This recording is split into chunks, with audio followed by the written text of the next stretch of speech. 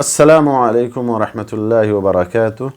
بسم اللہ، الحمدللہ والصلاة والسلام علی رسول اللہ وعلی آلہ وصحبہ وموالہ۔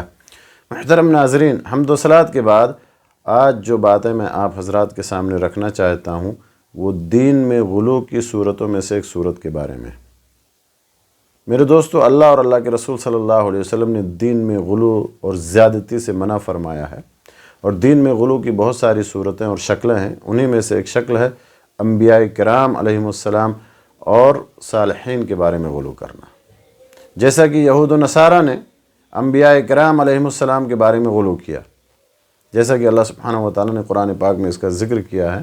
وقالت الیہود عزیر ابن اللہ وقالت النصارى المسیح ابن اللہ۔ یہودیوں نے کہا کہ عزیر علیہ السلام اللہ کے بیٹے ہیں، اور عیسائیوں نے کہا کہ مسیح یعنی عیسیٰ ابن مریم اللہ کے بیٹے ہیں۔ تو عزیر علیہ السلام اور عیسیٰ علیہ السلام کو اللہ کا بیٹا قرار دینا، یہ میرے دوستو غلو اور زیادتی ہے، کیونکہ اللہ تعالیٰ اولاد سے پاک ہے۔ قرآن پاک میں اللہ سبحانہ و تعالیٰ نے متعدد مقامات پر اس عقیدے کی، اس باطل عقیدے کی تردید کی ہے، اسے سخت بیہودہ بات قرار دیا ہے اور بہت ہی بھاری گناہ قرار دیا۔ اسی طرح سے اللہ سبحانہ و تعالیٰ کے لیے اولاد کا دعویٰ کرنا یہ بہت بڑا بہتان ہے، اور اس سے اللہ تعالیٰ نے خصوصاً اہل کتاب کو منع کیا ہے۔ اللہ تعالیٰ کا فرمان ہے قُلْ يَا أَهْلَ الْكِتَابِ لَا تَغْلُوا فِي دِينِكُمْ غَيْرَ الْحَقِّ وَلَا تَتَّبِعُوا أَهْوَاءَ قَوْمٍ قَدْ ضَلُّوا مِنْ قَبْلُ وَأَضَلُّوا كَثِيرًا وَضَلُّوا عَنْ سَوَاءِ السَّبِيلِ۔ آپ کہہ دیجئے کہ اے اہل کتاب، تم اپنے دین میں ناحق طور پر غلو نہ کرو، اور ان لوگوں کی خواہشات کی پیروی نہ کرو جو اس سے پہلے خود بھی گمراہ ہو گئے اور بہت سے لوگوں کو گمراہ کیا اور راہ راست سے، سیدھے راستے سے بھٹک گئے۔ اسی طرح سے دوسری جگہ اللہ تعالیٰ نے فرمایا یا اہل الکتاب لا تغلوا فی دینکم ولا تقولوا علی اللہ الا الحق الی آخر الآیہ۔ اللہ تعالیٰ نے فرمایا کہ اے اہل کتاب، اپنے دین میں غلو نہ کرو اور اللہ کی شان میں حق بات کے علاوہ کچھ نہ کہو۔ مسیح عیسیٰ ابن مریم صرف اللہ کے رسول تھے، اور اس کا کلمہ جسے اس نے مریم علیہ السلام کی طرف پہنچا دیا، اور اس کی طرف سے ایک روح، لہذا تم اللہ اور اس کے رسولوں پر ایمان لے آؤ اور 3 معبودوں کے قائل نہ بنو۔ ولا تقولوا ثلاثہ، اور 3 معبودوں کے قائل نہ بنو، اس سے باز آ جاؤ، اس میں تمہاری بہتری ہے۔ یقیناً اللہ اکیلا معبود ہے، اور اس سے پاک ہے کہ کوئی اس کی اولاد ہو۔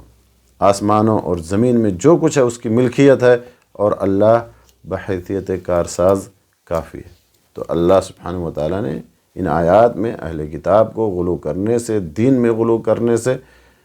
سختی کے ساتھ روکا ہے، اور خاص کر کے جو ہے عیسیٰ علیہ السلام کو اللہ کا بیٹا قرار دینے سے سختی کے ساتھ منع فرمایا ہے، کیونکہ اہل کتاب بہت زیادہ غلو کرتے تھے۔ انبیاء کرام کے علاوہ اپنے راہبوں، درویشوں کے بارے میں بھی غلو کرتے تھے، جیسا کہ اللہ سبحانہ و تعالیٰ نے ان کا ذکر کیا ہے قرآن پاک میں دوسرے مقام پر اتخذوا احبارهم ورهبانهم اربابا من دون اللہ۔ ان لوگوں نے اپنے عالموں اور اپنے عابدوں کو اللہ کے بجائے معبود بنا لیا، اور مسیح عیسیٰ ابن مریم کو بھی، حالانکہ انہیں تو صرف ایک ہی معبود کی عبادت کا حکم دیا گیا تھا جس کے علاوہ کوئی معبود برحق نہیں، اور ان کے شرک سے پاک ہے۔ ان لوگوں نے اپنے علماء کو، اپنے راہبوں کو کس طرح معبود بنا لیا تھا، اس کی وضاحت رسول اللہ صلی اللہ علیہ وسلم نے ایک حدیث میں کی ہے، جس میں آپ صلی اللہ علیہ وسلم نے فرمایا کہ خبردار، وہ ان کی عبادت نہیں کرتے تھے، بلکہ وہ جب کسی چیز کو حلال قرار دیتے تو اسے یہ حلال تصور کر لیتے تھے، اور وہ جب کسی چیز کو حرام کہتے تو اسے حرام مان لیتے تھے۔ اور میرے دوستو، جیسا کہ اہل کتاب نے اپنے انبیاء اور صالحین میں غلو کیا، بالکل اسی طرح سے اس امت کے لوگ بھی، امت محمدیہ کے لوگ بھی امام الانبیاء محمد مصطفیٰ صلی اللہ علیہ وسلم کے بارے میں اور صالحین اور بزرگان دین کے بارے میں غلو کرتے ہیں، اور ان کی تعریف میں حد سے تجاوز کرتے ہیں، جبکہ رسول اللہ صلی اللہ علیہ وسلم نے اپنی تعریف میں غلو کرنے سے منع فرمایا۔ فرمایا لا تطرونی کما اطرت النصارى ابن مریم فانما انا عبد او فانما انا عبدہ فقولوا عبد اللہ ورسولہ۔ میری تعریف اور تعظیم میں حد سے تجاوز نہیں کرنا، جیسا کہ عیسائیوں نے عیسیٰ ابن مریم کی تعریف اور تعظیم میں حد سے تجاوز کیا۔ میں تو محض اللہ کا بندہ ہوں، لہذا مجھے اللہ کا بندہ اور اس کا رسول ہی کہا کرو۔ اور اسی طرح سے میرے دوستو کئی لوگ صالحین، ائمہ، بزرگان دین کے بارے میں انتہائی غلو کرتے ہیں، ان کی قبروں کی طرف ثواب کی نیت سے سفر کرتے ہیں، ان سے نفع اور نقصان کی امید رکھتے ہیں، ان کی قبروں پر نظر و نیاز پیش کرتے ہیں، رکوع اور سجود کرتے ہیں، انہیں حاجت روا مشکل کشا تصور کرتے ہوئے ان سے دعائیں مانگتے ہیں، جبکہ رسول اللہ صلی اللہ علیہ وسلم نے انبیاء کرام علیہم السلام کی قبروں کو سجدہ گاہ بنانے والوں کے متعلق فرمایا کہ ان پر اللہ کی لعنت برستی ہے، چاہے جائے کہ ان کی قبر کو سجدہ گاہ بنایا جائے۔ ام المومنین عائشہ رضی اللہ تعالیٰ عنہ اور عبداللہ ابن عباس رضی اللہ تعالیٰ عنہ دونوں سے مروی ہے، وہ بیان کرتے ہیں کہ رسول اللہ صلی اللہ علیہ وسلم مرض الموت میں، موت کی بیماری میں بار بار یوں ارشاد فرماتے لعنت اللہ علی الیہود والنصارى اتخذوا قبور انبیائہم مساجد، یہود و نصارہ پر اللہ کی لعنت ہو، انہوں نے اپنے انبیاء کی قبروں کو سجدہ گاہ بنا لیا۔ آپ کا مقصد میرے دوستو اپنی امت کو ڈرانا تھا کہ وہ بھی کہیں یہود و نصارہ کے نقش قدم پر چلتے ہوئے اپنے نبی محمد صلی اللہ علیہ وسلم کی قبر کو سجدہ گاہ نہ بنائیں۔ یاد رہے میرے دوستو کہ صالحین میں غلو کی وجہ سے ہی زمین پر شرک کی ابتدا ہوئی، جیسا کہ ام المومنین عائشہ رضی اللہ تعالیٰ عنہ بیان کرتی ہیں کہ ام حبیبہ اور ام سلمہ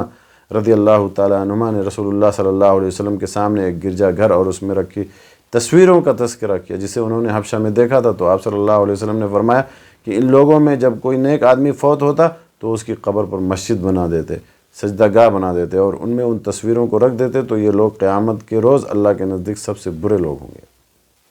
آج کل بہت سارے لوگ کھلے عام غلو کرتے ہیں اور صالح امت کی تعریف میں اس قدر حد سے تجاوز کرتے ہیں کہ انہیں اللہ تعالیٰ کے اختیارات کا مالک بنا دیتے ہیں۔ اسی طرح سے بہت سارے لوگ ہیں جو بزرگان دین کے تعلق سے اس طرح کا عقیدہ رکھتے ہیں۔ اللہ رب العالمین سے دعا ہے کہ اللہ تعالیٰ ہمیں جو ہے سیدھے راستے پر چلنے کی توفیق عطا فرما، ہمیں غلو کرنے اور انبیاء کے تعلق سے یا اسی طرح صالحین کے تعلق سے غلو کرنے، حد سے تجاوز کرنے سے اللہ تعالیٰ ہمیں محفوظ رکھ۔ آمین وآخر دعوانا الحمدللہ رب العالمین وصلی اللہ علی نبینا محمد وعلی آلہ وصحبہ اجمعین۔